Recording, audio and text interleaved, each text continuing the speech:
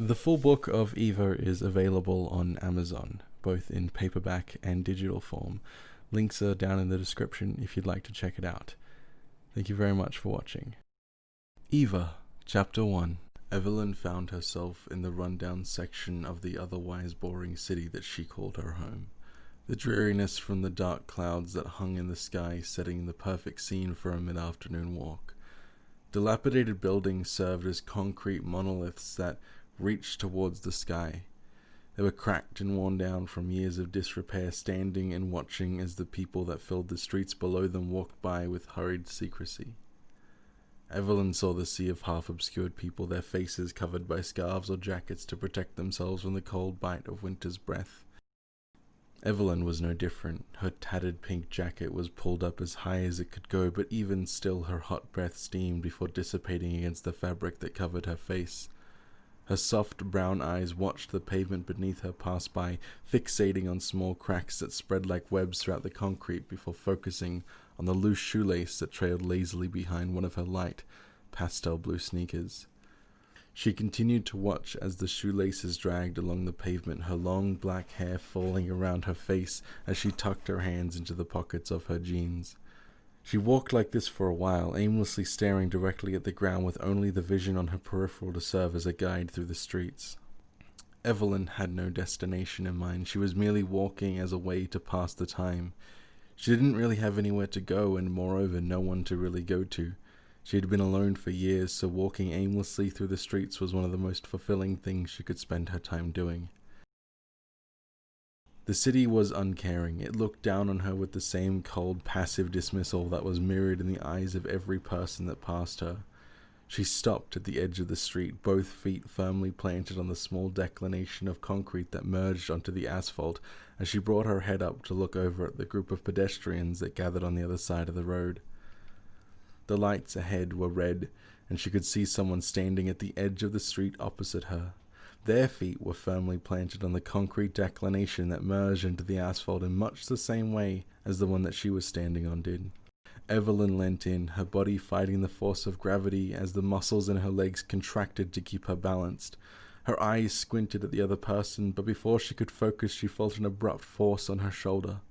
She was yanked back onto the sidewalk by someone moments before a very loud, very dangerous-looking truck flew by the exact spot where her soft, malleable head was. Evelyn staggered back and regained her balance as the hand left her shoulder. She turned towards the person and tucked a few strands of loose hair behind her ear. "Thank you," she began to speak, but was abruptly cut off by the grouchy-looking man. "Watch the fucking road, kid." He snapped at her as the rapid ticking sound of the crosswalk button signaled for everyone to start walking. His words became distant as he joined the people that began making their way across the road, and once she composed herself, Evelyn continued on her way. Night fell on the city and Evelyn sat quietly on a bench overlooking the harbor. Across the water there was a strip, a collection of restaurants, shops, and clubs that hosted a myriad of happy patrons. This was Evelyn's favorite spot in the city, a lonely bench overlooking the hustle and bustle of society, and, as sad as it may sound, she spent most nights just watching the people having fun and getting drunk. She liked hearing the noises of celebration. Sometimes she could hear people singing happy birthday, and every time she could, it made her smile. She tucked her cold arms against her stomach and pulled her knees up to her chest before resting her chin atop them as she contentedly watched the commotion across the water. However, as she was growing comfortable, her stomach growled. It had been a while since she last ate, and even then she didn't have a meal fit for a queen or anything. That is, of course, unless the queen had a thing for abandoned chicken nuggets that had sat on the table of a restaurant which Evelyn frequented like some kind of stray cat. After a few hours of the salty cold wind nipping at her face, Evelyn decided that it was best to try and get some food, the thin soles of her shoes unfortunately allowing her to experience the cold pavement of the sidewalk in all its freezing glory. She made her way over to the strip, the small amount of moonlight that guided her path fading into the warm glow of streetlights that littered the boardwalk. The smell of food and the clinking sounds of cutlery served only to anger her stomach further as she overheard passing conversation from the people around her. Everyone sounded so happy. They all had smiles on their faces, and some people were stumbling around like they were drunk, laughing between themselves. She could see a couple on a bench up ahead. The guy looked unimpressed as his girlfriend took what looked like a billion photos of them together. Evelyn smiled behind the collar of her jacket and kept walking, but as she did so, she could feel the overwhelming sensation of loneliness slowly wrapping itself around her. Her gaze dropped back to the ground and she kept walking for another 10 minutes, trying her best to isolate the depressive thoughts that plagued her mind before she finally made her way to the back of her favorite local restaurant. One of the chefs, Alejandro, was an eccentric and talented young man with a lot of compassion. She had met him 2 years ago when he caught her stealing scraps from the bins behind the restaurant, and instead of getting mad, he offered to make her some actual food. He always treated her with kindness and respect, and since then, every Saturday night at 10 o'clock, he'd leave a sealed bag of food behind the left dumpster just for her. Every week, he would make it something different, much to her disdain. He called it expanding her palate, but she just called it cruelty. One time he had the audacity to leave her a platter of fresh oysters, and Evelyn had to sneak into the kitchen just to get him to show her how to eat them.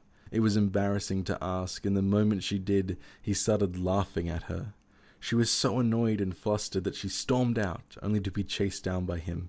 As an apology, he ended up making her as many grilled cheese sandwiches as she wanted once the restaurant had closed, but even so, tonight it seemed that Alejandro was late. It was a full hour and a half before he made his way into the alley, and during his absence, Evelyn had made herself as comfortable as she could.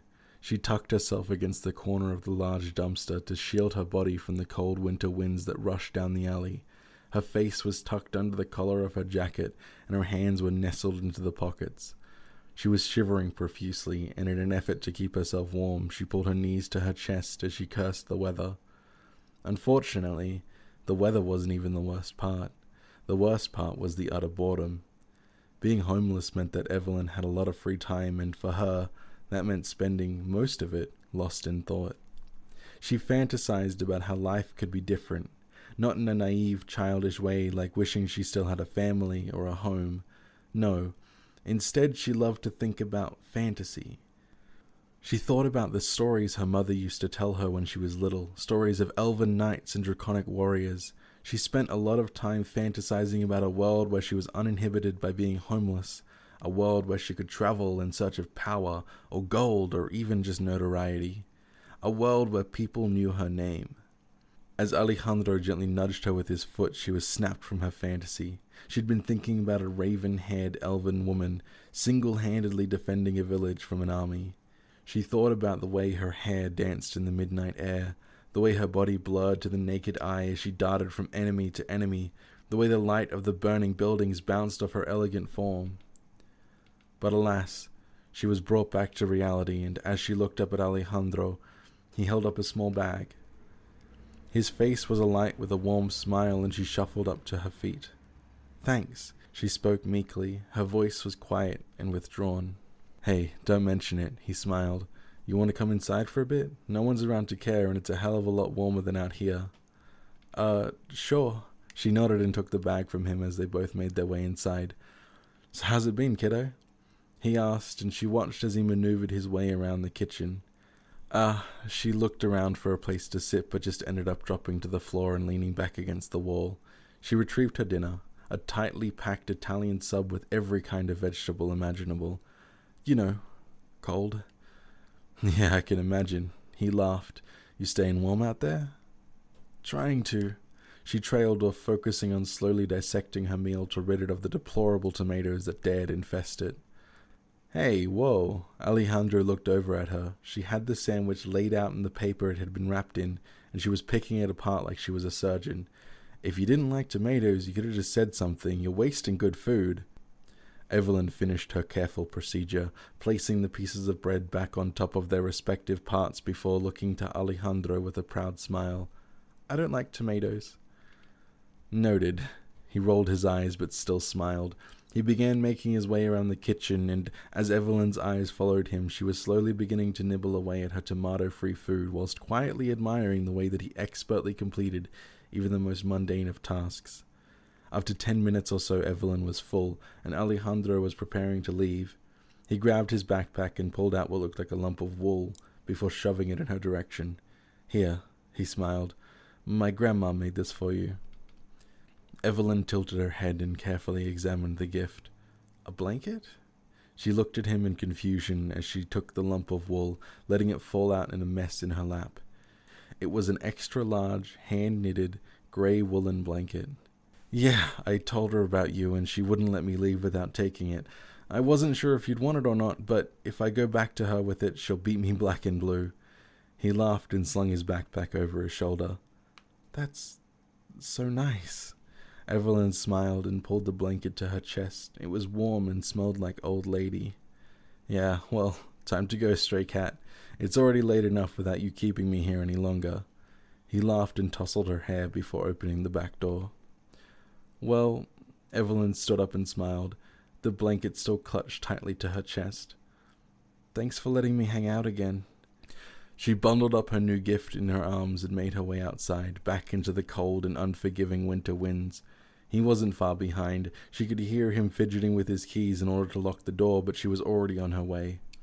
She could also hear him saying something about offering to let her stay at his house, but she knew she had already overstayed her welcome.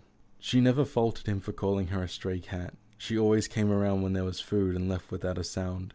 She figured he'd get annoyed of it eventually, but so far he's only been welcoming towards her. It had been a good night. She had a full belly, some leftovers for tomorrow. She got to stay in a warm restaurant for a few hours. She finally had something warmer than her jacket to hide under every night. It was sad to say, but she was happy. She went to sleep, tucked against the wall of an abandoned warehouse under her new blanket, with a smile on her face. The morning was cold, and Evelyn woke to a wet layer of dew that covered the ground. The concrete beneath her was cold and damp, and her new blanket seemed to have accumulated moisture on the surface. It didn't bother her too much, as she sat up and rested back against the cold metal wall of the warehouse that was her makeshift home, her knees tight against her chest and her eyes adjusting to the light of the sun that leaked in through the broken windows. The air around her was cold and unforgiving, but she couldn't help but smile as she pulled up the woolen cover to her face. For the first time in a long time, she felt optimistic, and as her eyes scanned the large room, which was aglow with the early morning light, she felt motivated. Firstly, she ate breakfast, the sandwich from last night proving to be a filling meal, as she could barely even finish it all. Secondly, she got to work cleaning up the warehouse. She often frequented this place, and she knew that it was relatively unvisited. People didn't care much for this part of the city, and it was clear that whatever company once owned the land was no longer interested in it. Evelyn felt that there wasn't any harm to making it into her new little home, so once breakfast was done, she cleaned out the office. It was a small room at the back of the building that was cluttered with junk, and even though Evelyn wasn't the strongest girl in the world, she was resourceful enough to get the job done in a timely manner. Unfortunately, the efforts of a single small girl weren't enough to magically transform the dilapidated warehouse into a cozy home. However, by the time the sun was setting, she had managed to make a lovely little room out of the rundown office. As Evelyn looked around, she felt a sense of pride welling up inside of her. It wasn't often that she could call something her own, but at the very least, and legalities notwithstanding, this was her tiny slice of heaven in an otherwise cold world. After she expelled the myriad of discarded metals and rotting wood that was in the office, she used what resources she had to clean the room and lay down a relatively spotless tarp to act as the carpet. Once that was done, she spent the afternoon sifting through unwanted and forgotten piles of industrial trash that was left scattered throughout the block of warehouses which she called her home. Her scavenging efforts were rewarded handsomely, and before she knew it, she was able to add a broken lamp to her list of possessions. With some batteries and a lot of trial and error, Evelyn was able to successfully engineer a working light source out of the broken lamp. All she needed to do was find a stable way to conduct electricity to the bulb, but the project proved difficult enough to take up the rest of the afternoon. Electronics had always been fascinating to her, and even without academic training or knowledge, she had a talent for making things work. With another reason to be proud successfully under her belt, Evelyn set off in the early evening with a sense of purpose. Even as darkness blanketed the city and the cold winds rushed between the buildings, Evelyn felt happy. She made her way to the usual bench overlooking the water, her large brown eyes contentedly gazing at the people that walked along the side of the river. She sat in quiet contemplation, her cold nose tucked into the top of her jacket as she imagined the lives of each person that passed by. Her head tilted slightly like a curious dog transfixed on a noise. She could see a young woman across the river who was wearing a large fur coat that reached down to her hips and an elegant black scarf that wrapped around her neck. She looked like she was dressed to combat the cold, and as Evelyn watched, she decided that the woman's name was Samantha, and furthermore, that Samantha led a life of absolute luxury. She was currently waiting for her manservant Peter to pick her up since she had plans to go to a charity ball. No, a charity gala for kids with leukemia. See, Samantha was a very wealthy woman, but she earned her right to be wealthy when she graduated law school and became one of the best lawyers in the country. Evelyn nodded to herself as she thought about this. Yes, being a lawyer is perfect for Samantha. She hopped off her bench and started to walk, continuing to fantasize about this stranger's life. Samantha was in the midst of a divorce. She fell in love while she was studying law, but she came to learn that there is more to life than the first boy you fall for. That's when she met Cyril, a photographer who was working for Samantha's law firm. Evelyn continued nodding to herself as she walked, her eyes fixed on the ground before her, uncaring for the steps she took, as the life of Samantha was far more important than paying attention to where she was going. Evelyn was making her way towards the cluster of restaurants along the opposite side of the harbour, her hands still firmly tucked within her pockets and her nose still hidden behind her jacket.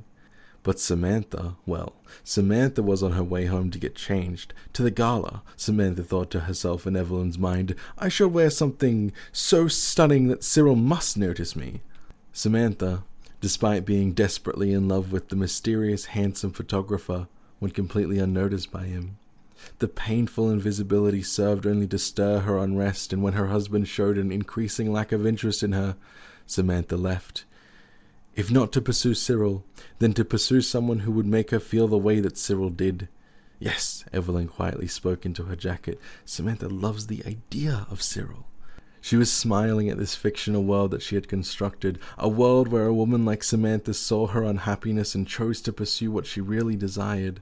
The smile, however, was quick to fade when Evelyn's abundant lack of perception led her on a collision course straight into a familiar fur jacket.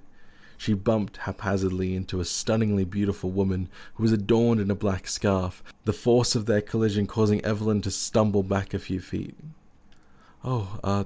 Sorry. Evelyn's cheeks were red as she stepped around the lady. Ugh. The woman pulled her purse close to her side and stepped away from Evelyn. Watch where you're going. Her voice was nasally and high-pitched. You almost ruined my coat. And with those words, Samantha was gone. In Evelyn's absent-minded creation of this individual, and in the time she spent to ponder Samantha's personality and wit, her upbringing as the determined middle child of 3, she forgot that Samantha was based on this woman. Samantha would never say something so self-obsessed, but as Evelyn made her way along the walkway, she realized that Samantha was dead. No more than a happy thought in the mind of a simple girl. Evelyn had never been to the restaurant on a Sunday. She wasn't even sure if Alejandro would be working tonight, but considering it had been such a good day, she decided to give it a chance. Shaking off the death of her recent friend with a smile, Evelyn stepped into the alley that she usually waited in. She crouched down next to the dumpster and tucked half her face into her jacket, turtling herself in for however long it would take for Alejandro to show up. An hour went by, then 2, then 3, and before she knew it, the city was dark and silent. She rose from her dormant position beside the shelter of the dumpster and made her way onto the small street that was littered with shop fronts. If only slightly disheartened by not being able to see Alejandro, she started to look vacantly around the stores. As she passed the restaurant, she paused to look at her dimly lit reflection in the glass, staring into the empty building with a sense of melancholy. However, as she stood, staring into her own reflection, a notice caught her eye. Hung from the ceiling and sitting at eye level inside the restaurant was a small board that listed the operating hours of the restaurant. It was closed on Sundays. Overwhelmed by embarrassment, Evelyn no longer needed to worry about the bitter cold that caressed her cheeks as they filled with blood and heated up to a point where she turned into the world's most human-looking tomato.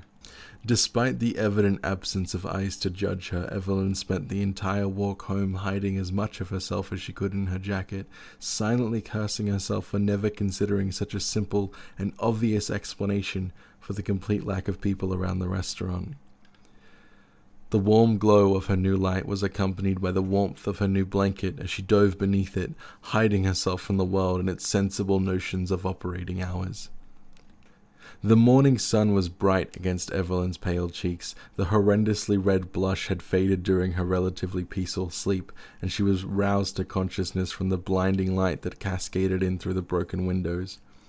She decided rather grumpily that tonight she was going to sleep on the side of the room that didn't get hit by the sun, and before she could even consider shuffling over into the shade, her body started a relentless and coordinated attack on her stomach.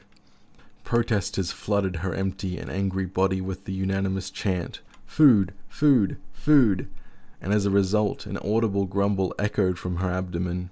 Evelyn whined at the realization that she wasn't going back to sleep, and promptly rose to her feet like a hungry, shambling corpse that was driven by an endless urge to feast upon flesh, or vegetables, or anything else that would sustain it, really. It was Monday, and while it wasn't Evelyn's favorite day of the week, it certainly was a good day for food. Having the city streets as your home has a lot of disadvantages. However, it also provides the rare opportunity to see the kindness in people's eyes as they selflessly give to those less fortunate. Evelyn was not one such less fortunate. After all, she had a blanket now. Evelyn never saw herself as less fortunate, so taking food out of the mouths of those who truly needed it would make her feel terrible. She stayed away from soup kitchens and rarely received donations or pity gifts as she liked to call them. Instead, she had a job. Well, sort of. Every Monday, Tuesday, and Thursday morning, Evelyn would spend the day helping out the stalls at the farmer's market, and in exchange, the kind people would pay her in produce.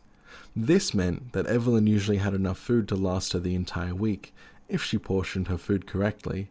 The fresh fruits and vegetables helped to keep her healthy, and Alejandro's home-cooked or restaurant-cooked meals were a perfect treat to end her week with. With all things considered, being able to work for a few days and have enough food to last the week really does mean that Evelyn is quite fortunate, or at least she likes to think that she is.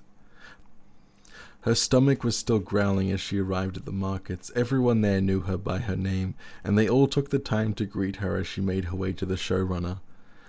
Alison was verifying a crate of cabbages for one of the stalls as Evelyn approached. Her long brown hair usually hung loosely around her back, but today it was tied into a neat bun. Her denim overalls covered a black top that Evelyn swore bore the logo of a popular death metal band, but before she could get a good enough look, Alison was already addressing her. As she spoke, she was ticking off something on the clipboard that she held, her vibrant blue eyes refusing to move from the paper that she was so intently reading over. "Oh, Evie, good morning. Aprons are over there. Grace needs your help the most today. She trailed off, focusing for a moment before ticking a few more times on the paper. A new batch of pomegranates. Go give her a hand, would you, dear?" "Thanks, love." She didn't even wait for a response before pottering off to her next task, but it was all the same to Evelyn. She took no offense to Alison's candid behavior and simply moved over to a pile of nearby aprons, fixing one onto her body before seeking out Grace.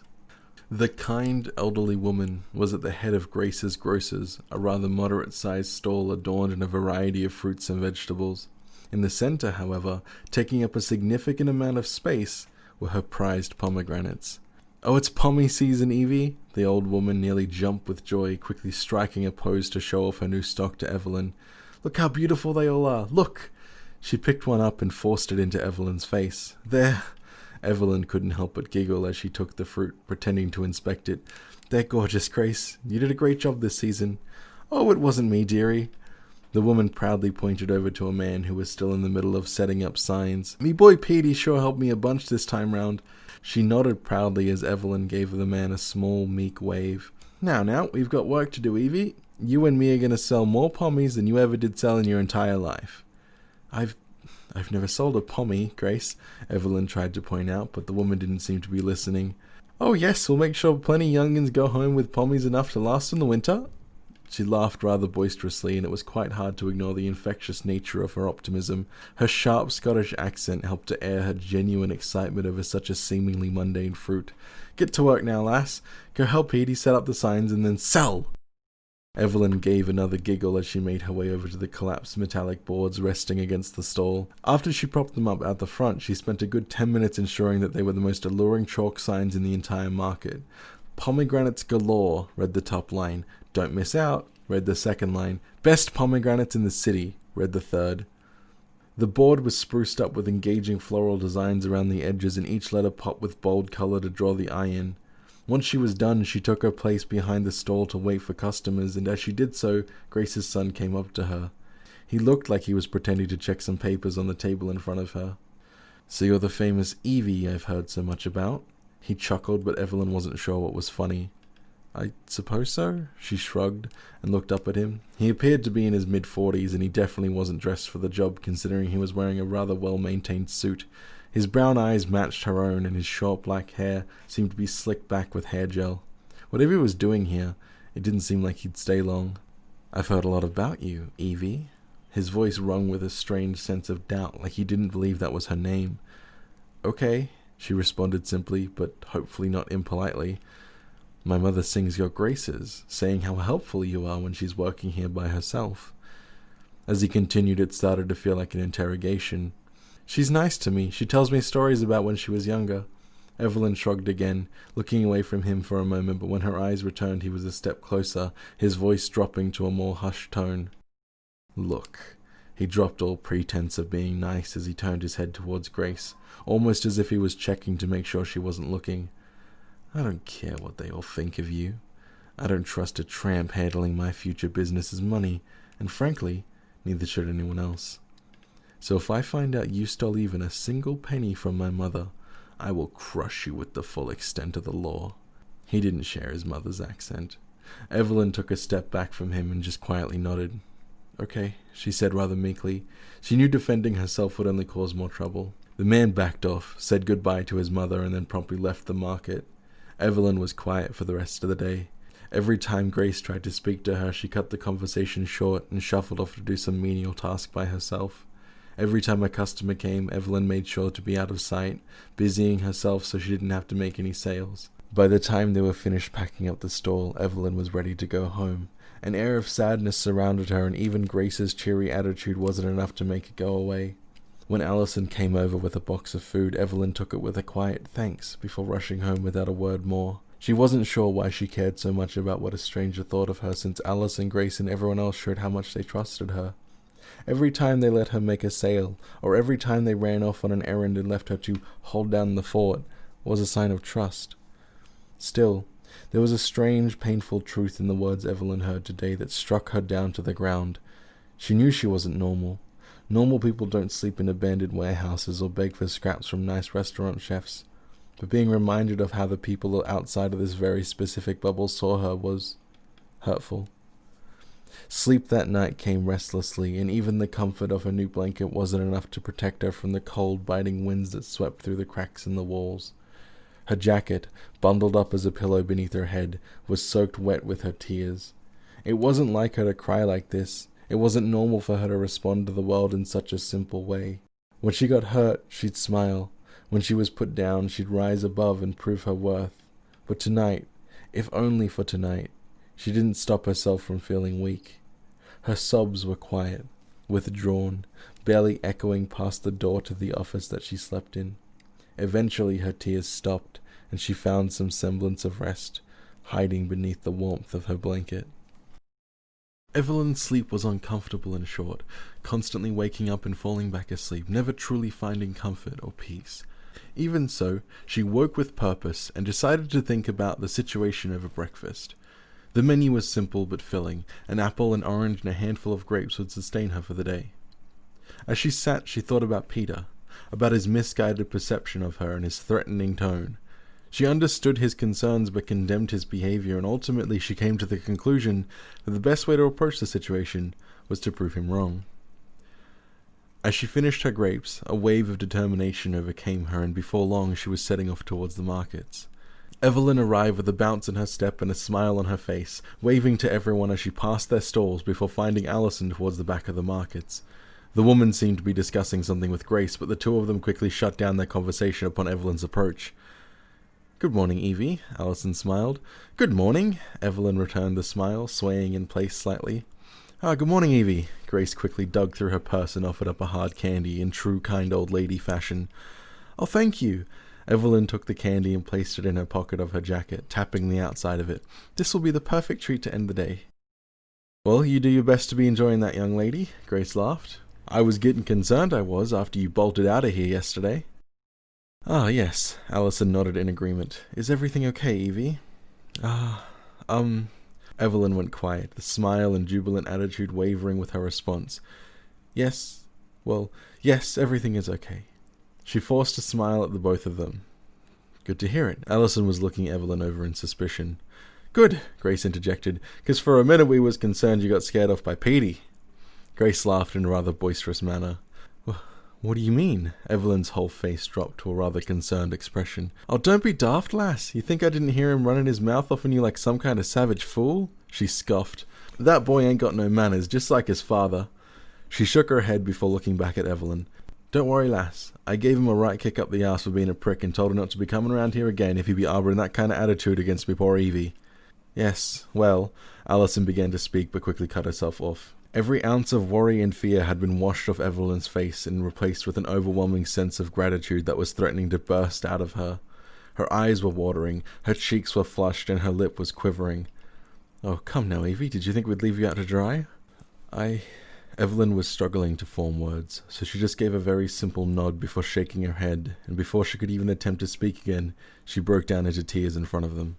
Grace was quick to comfort her, wrapping her arms around the small girl and pulling her into a tight embrace. Alison, meanwhile, placed her hand on Evelyn's back, gently rubbing it. This was the most comfort Evelyn had received in years, and she reacted more awkwardly than she could imagine. Her arms were frozen at her sides as she sobbed into Grace's shoulder, wanting to hug them and thank them profusely for their kindness, but only being able to stand and sob. Alison left to get Evelyn some water, and by the time she returned, the tears had slowed to a crawl. Evelyn was catching her breath and gladly accepted the drink as Grace gently rubbed her back. They all simply stood in silence until Evelyn was ready to speak. She looked up at them and saw the kind smiles on both their faces. I didn't know what to do. Evelyn sniffled. Her voice was hoarse and her gaze fixated on the glass in her hands. I was going to come in here and prove him wrong, show him that I can be trusted. Oh, lass. Grace spoke up and gave Evelyn another small hug. Fuck him, he's a prick. He ain't got nothing to prove to no one. Evelyn laughed and shook her head. I think he was just trying to protect your business. Besides, I can understand why someone wouldn't trust me. We all trust you, Alison shrugged. You're probably the hardest worker here, and you're too nice for your own good. Fuck what some prick in a suit thinks. She looked over at Grace. No offense, of course. Oh, none taken, lass. Tain't no denying the lad's a bit of an asshole. Ain't no excusing treating young Evie that way. Indeed, Alison leant down and reached out to tilt Evelyn's chin up to look at her. You're one of us, missy. We've got your back. She smiled another kind smile before straightening up. But we've got work to do, and Grace has more pomegranates. Pommies! Grace interjected excitedly, bouncing and spotting a small jig. Yes, Alison continued. Pommies to sell, and you're going to help her do it. Okay. Evelyn looked up at Alison and smiled. You can count on me. Always can, kid. Now get to it. Alison ruffled Evelyn's hair before turning and walking away. Evelyn felt relieved, to say the least. She certainly wasn't expecting such a positive turn of events, and she happily dove headfirst into working with Grace. She greeted every customer with a smile and served them to the best of her ability, and when lunchtime came around, Grace happily filled the time with stories of her childhood, specifically how she and her brother snuck into her father's distillery and got drunk when they were only 15, and how her father was so absolutely livid that he threatened to throw them out onto the streets, but instead ended up offering them jobs. The stories were always entertaining and insightful. Grace did a fantastic job of adding personality and explaining the history of every person involved in the tales, and it was a great way for Evelyn to spend her day. She hadn't smiled or laughed so much in a long time, and it was refreshing to say the least, to feel so comfortable around so many people. The day went by quickly, and by the evening, Alison had arrived at Grace's stall with another small box of fruits and vegetables. Well, here we go. The box made a soft thud as it rested down on the nearby table. Hey, Alison, Evelyn smiled as she picked up a rather large sack of potatoes and started moving it towards Grace's truck. Did you know Grace worked in a distillery when she was younger? Oh, did she now? Alison smiled, moving to help the girl. Yeah, she was younger than me. I've never even had alcohol. Evelyn laughed. Well, it's not all that it's cracked up to be. Don't go getting any ideas. The two of them placed the potatoes in the truck before Alison gave Evelyn a rather friendly slap on the back. You can go now, Evie. We can pack up the rest. Oh, okay. Evelyn smiled as she went over to inspect her new box of food. What are your plans for the night, Alison? Well, Alison grabbed another 2 sacks and started carrying them towards the truck.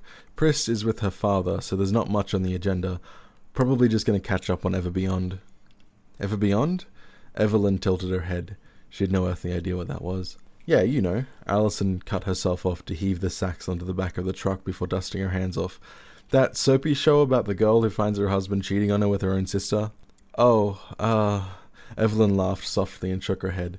No, I don't really watch many shows. What?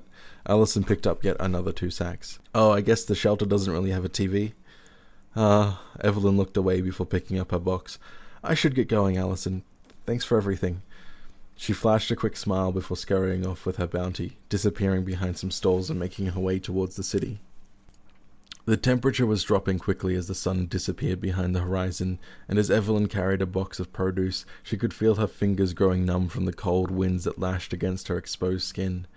By the time she got back to her little home, she instantly dove under the warmth of her blanket, wrapping it around herself and hiding her face against the fabric. She had planned to eat something, maybe feast on some of the famous pomegranates, but as she lay in the dark room beneath her warm blanket, she couldn't find the energy to sit back up. Her eyes drifted closed as shivers coursed through her body, the warmth of her breath heating up her small little cocoon that she had made with her blanket. Before she could even really decide if she wanted to sleep or not, she had already passed out, and the next thing she saw were the lights filtering in through the dusty windows of the warehouse. The sun was still rising, the sky was aglow with the gentle pink, and Evelyn sat up to stretch after a restful slumber, rubbing her eyes and rising to her feet. She looked around her small room and started to make mental notes of what she needed to fix as she made her way over to the stash of food. She began to slowly eat a rather oversized apple, her stomach growling loudly until the sacrifice had been made, and it was sated. There was no work today, which meant that she could spend the whole day working on her little home. She needed to add some more lights, since one gloomy little lamp wasn't nearly enough to brighten up her bedroom. Luxuries like mattresses or furniture would have to wait. It's rare to find anything worth sitting or sleeping on in the streets, and if there were any eligible candidates, they were all quickly snatched up by more aggressive people. As she ate her way through the apple, she couldn't help but ponder over a theme for the room, something light and welcoming, something that would whisk her away into another world every time she came home. By the time she disposed of the apple core and set off to scavenge the nearby buildings, she settled on a simple, yet elegant theme: Fairy Grove. It was hard to find the materials necessary for such a specific taste. She needed lots of small lights, and if she could get them to alternate colors, it would be absolutely perfect. She started imagining what her room could look like, and as she did, it caused her to giddily begin hopping along through the dirty alleyways. It was only a few moments later that she composed herself, the bright smile that made its way across her lips dropping away to form a more neutral pout. The day grew colder. Even as the sun rose into the sky, Evelyn was beginning to shiver, and as she did, she realized that some kind of heater would be necessary if she didn't want to turn into a popsicle before the end of winter. Finding supplies proved fruitless, though, as she started venturing towards the main hub for the industrial export. Instead of garbage filling the streets and abandoned old storerooms, she could now see workers moving back and forth, loading and unloading trucks. She stood at a distance for a while, watching what kind of product the people were moving, and as she watched, she began contemplating the moral dilemma in her head. She knew that stealing was wrong, of course, but she also knew that without some kind of source of heat to warm up her room, the nights were only going to get worse and worse. She sighed, kicking the dirt beneath her feet before turning away and shuffling back towards the more unkempt buildings. She had spent a few hours meticulously going through the abandoned buildings, and besides a strip of half-broken fairy lights, she didn't find much of anything. She didn't have many tools to work with at home, but by the evening she had managed to salvage some working parts from the strip of lights. Half the bulbs had been burnt out, but as she hung the broken strip up on the wall, she couldn't help but smile. It wasn't much, but it was a start to making her room into a little fairy grove. Thursday was another work day, and Evelyn arrived at the gates to the market with a smile on her face. She was excited to see everyone again. Alison was busy as per usual, hauling boxes of produce from trucks to stalls, and Evelyn was quick to help her. Alison had 3 boxes stacked on top of each other, carrying them to one of the stalls without breaking a sweat, whilst Evelyn was falling behind, struggling to keep up with only a single box in her arms. Alison hadn't said a word, not even a greeting. When she was focusing on her task, she always got awfully quiet. Alison picked up the final box from Evelyn's arms and plopped it down with the others before glancing over to the truck to ensure that there were no more to carry. Evelyn rubbed her biceps before stretching her arms and looking up at Alison. "Hey, Evie." The woman smiled and started walking towards her stall, which also served as her office. "Good morning, Alison." Evelyn followed along behind her, her large brown eyes glancing around the markets. "It's Old Folks' Day." Alison picked up an apron, checked it for the size, tossed it aside, and then looked at another. "So, I need you on your best behavior." She laughed half-heartedly and tossed an appropriately sized apron at Evelyn. "I'm always on my best behavior." Evelyn smiled and started putting on the apron. "Well, let's keep it that way." Alison picked up a clipboard from the nearby table and started looking over its contents. "You're with Alfie today." "Okay." Evelyn nodded. She looked away momentarily. Small talk wasn't something that came naturally to her. "So, how was Ever Beyond?" Alison paused what she was doing to look at the girl with a small hint of recognition. It seemed as though she appreciated the gesture as her already prevalent smile grew wider. "It was good. Hang about after work and I'll tell you about it, yeah?"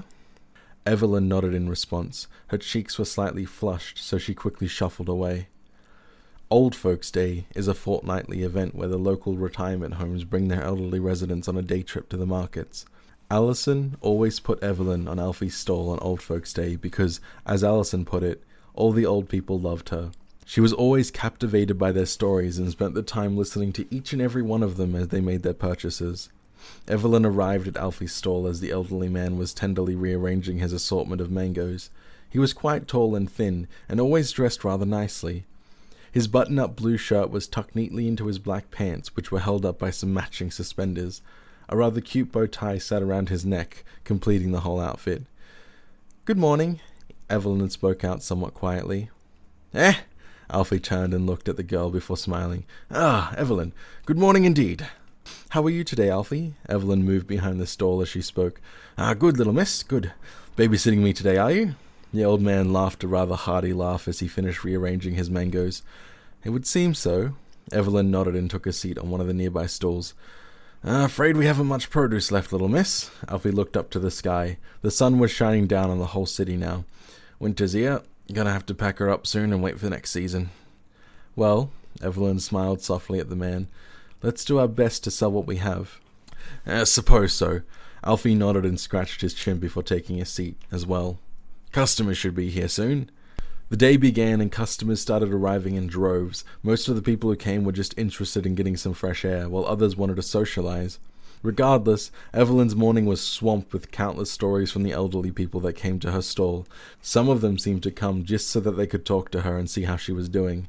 The day passed somewhat slowly. Between the countless conversations and the indecisiveness of her customers, Evelyn started to feel drained by midday. She took her lunch break and started wandering around the market, mostly sticking to herself and avoiding any more long conversations about grandchildren, at least for now. After a few minutes of walking, Alison's stall was in sight, and Evelyn scanned the crowd around the stall but couldn't see Alison anywhere.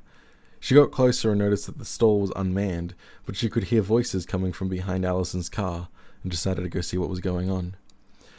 "Alison, I can't condone this." A man was speaking, but Evelyn couldn't see him from the other side of the car. "Roland, it's fine." Alison sounded strange, worried even. "She's not hurting anyone." "I simply cannot allow this to keep happening. It's illegal, Alison." The man's voice grew stern. "So? We'll pay her. She just won't be a volunteer." Alison was starting to sound annoyed in response to the man's tone. "She's not a volunteer," the man snapped. "She stopped being a volunteer the moment you started paying her in product." It didn't take Evelyn long to realize they were talking about her. But before she could even muster up the words to speak, she felt the grip of a hand on her shoulder. She let out a startled squeak and spun around to see who it was. "It's rude to eavesdrop." A familiar man was standing before her, pulling her up from her crouched position behind the car. It was Peter. "Come on, you little weasel," he barked as he started tugging her towards Alison and Roland. "We have a little stalker in our midst." Evelyn pulled away from him, stepping close to Alison. "Is this the girl?" Roland looked over to Alison. "This is Evie." Alison shifted so that she was standing in front of Evelyn. "She's a damn good worker, and she's not going anywhere." "You can't be serious," Roland scoffed and shook his head. He was dressed in a full three-piece suit. His muscular arms looked like he was trying to smuggle hams up his sleeves. "Either she goes, or you both go." "Just get rid of them both," Peter smirked. "I'll run this place, and I'll do it legally." "What are they talking about, Alison?" Evelyn looked up at the woman, who was stoic and still. Her eyes narrowed in on Peter. "Nothing," Alison responded. "Go back to Alfie's stall, Evie. I'll handle this." "I don't think so." Roland shook his head. "Alison, you're fired." "Fired?" Alison flew into a rage. Evelyn could see her fist clenching at her sides. "You can't fire me, Roland. I'm the only one keeping this place together." "Yeah," Peter laughed, "by breaking the law and putting Mr. Abathy's reputation on the line. You should be ashamed of yourself. I mean, really, did you think you'd never get caught?" Peter was cut off as Alison's fist jabbed him straight in the nose. Blood started pouring down his face and he screamed in pain. "Alison!" Roland yelled. "Get the hell off my property before I call the police." "Fuck you." Alison spat on the ground in front of Roland's feet. "You heartless fuck, I hope you rot." Evelyn was sneaking away from the whole ordeal. She could still hear Peter screaming profanities at Alison, but they began to grow distant the further away she got. As she made her way through the crowd of old people, her chest grew tight, her breathing became erratic, and she felt suffocated amongst the mass of wrinkly skin that surrounded her. Peter's screaming and yelling faded into the distance as Evelyn broke free from the crowd and sprinted out the gates of the market, her tears leaving cold trails along her cheeks that froze against the cold air as she ran. Evelyn stopped running when her legs grew numb. She collapsed on a park bench and sobbed into her arms, curling herself up into a small ball as everything she had just felt a few days ago came flooding back. It felt as though a giant weight had situated itself on her chest, crushing her slowly as she laid on the cold wooden bench. The overwhelming, oppressive feeling of hopelessness coupled with the guilt of knowing it was all her fault slowly began to crush her, but despite that, she managed to stand up after some time. She stumbled over to a bush to throw up into it, the anxiety and guilt proving too much for her body to handle, and once she'd thrown up, she rested against a tree and began hyperventilating. Her breath was escaping her. Her body was shaking. It felt like she couldn't breathe. She couldn't think. All she could do was repeat in her head how she had managed to destroy one of the best parts of her life just by merely existing. She couldn't walk properly, and her sobs grew louder as she began to slowly stumble her way forward. Her breathing was still erratic, and it took all of her energy just to focus on putting one foot in front of the other.